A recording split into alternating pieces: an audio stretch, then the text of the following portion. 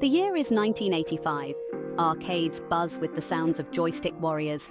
Home computers are becoming increasingly popular. Among them is the Commodore 64, a machine capturing the imaginations of millions.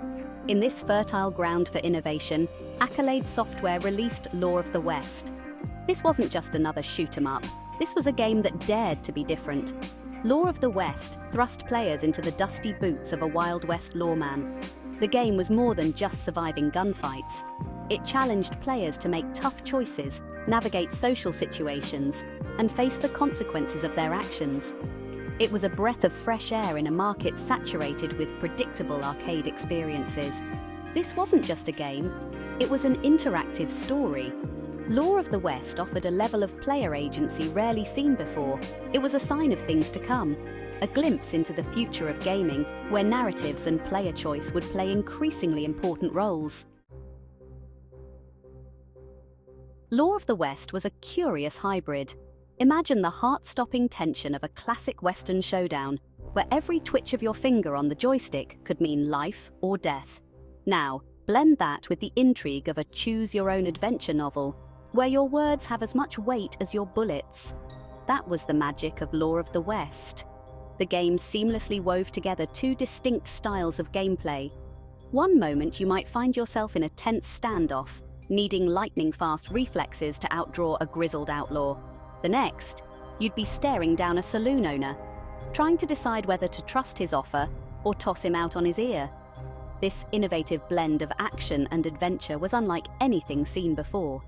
It challenged players to think strategically, not just react instinctively. Do you go in guns blazing or try to talk your way out of a sticky situation? Each decision had consequences, shaping the narrative path of your Wild West adventure. Law of the West wasn't content with simply mimicking the look and feel of a Western. It aimed to transport players right into the heart of a classic Clint Eastwood film. The game understood that a true Western experience was about more than just shootouts and saloons. It was about atmosphere, tension, and those iconic squinty-eyed stares. The game achieved this cinematic feel through several clever design choices. The pacing was deliberate, allowing for moments of quiet contemplation between bursts of adrenaline-pumping action. The music, a haunting collection of Western-themed tunes, heightened the sense of drama. But it was the dialogue that truly set Law of the West apart. Characters spoke in terse, Eastwood-esque sentences, full of implied threats and double meanings. The game gave players a limited number of responses to choose from, each one dripping with personality. Were you the silent type, the charmer, or the loose cannon? Each playthrough was a chance to craft your own Western legend. Section 4. Pushing the limits of the Commodore 64.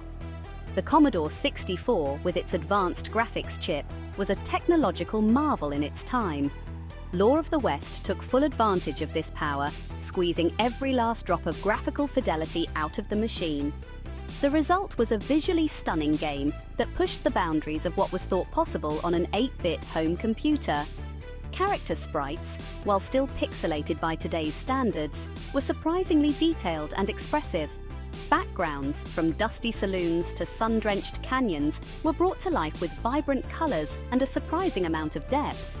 These visuals, combined with the game's atmospheric sound design, created a truly immersive Wild West experience. Law of the West proved that you didn't need cutting-edge technology to create a visually impressive and engaging gaming experience. It was a testament to the ingenuity of the game's developers, who managed to wring every ounce of power from the Commodore 64's hardware.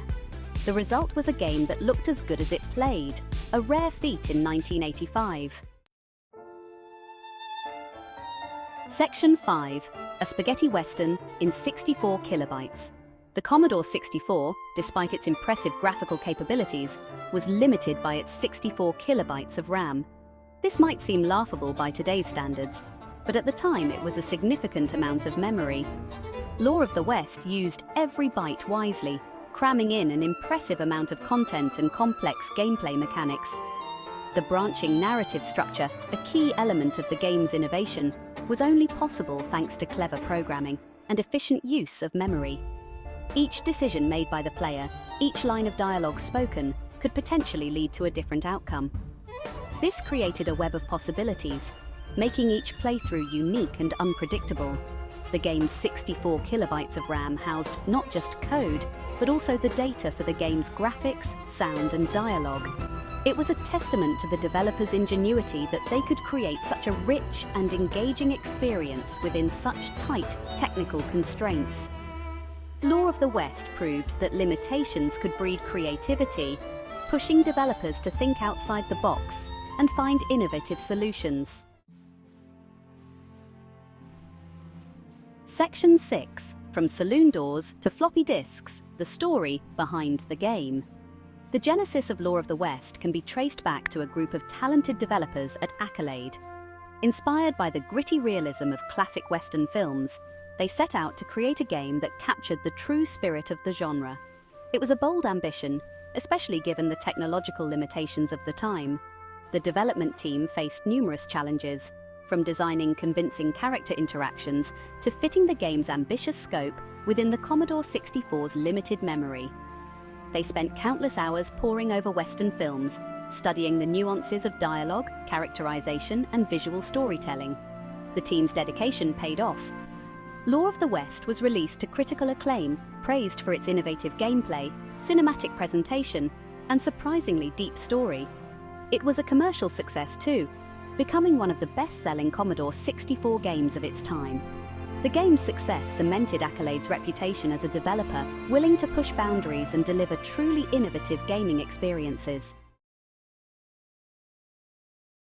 Section 7. Justice Prevails, Critical Acclaim for a Genre Definer. Lore of the West burst onto the gaming scene in 1985, greeted by a chorus of praise from critics and gamers alike.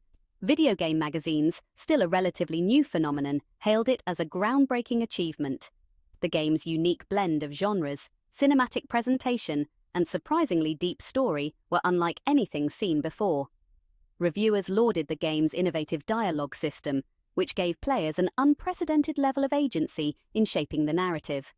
The fast-paced action sequences were praised for their intensity and challenge, while the strategic depth of the game's social interactions offered a refreshing change of pace. Lore of the West wasn't just a great game, it was a sign of things to come. It demonstrated the narrative potential of video games, proving that they could be more than just mindless entertainment. The game's success paved the way for a new wave of innovative titles that dared to experiment with genre conventions and storytelling techniques. Lore of the West may have been a product of its time, but its influence on the gaming industry can still be felt today.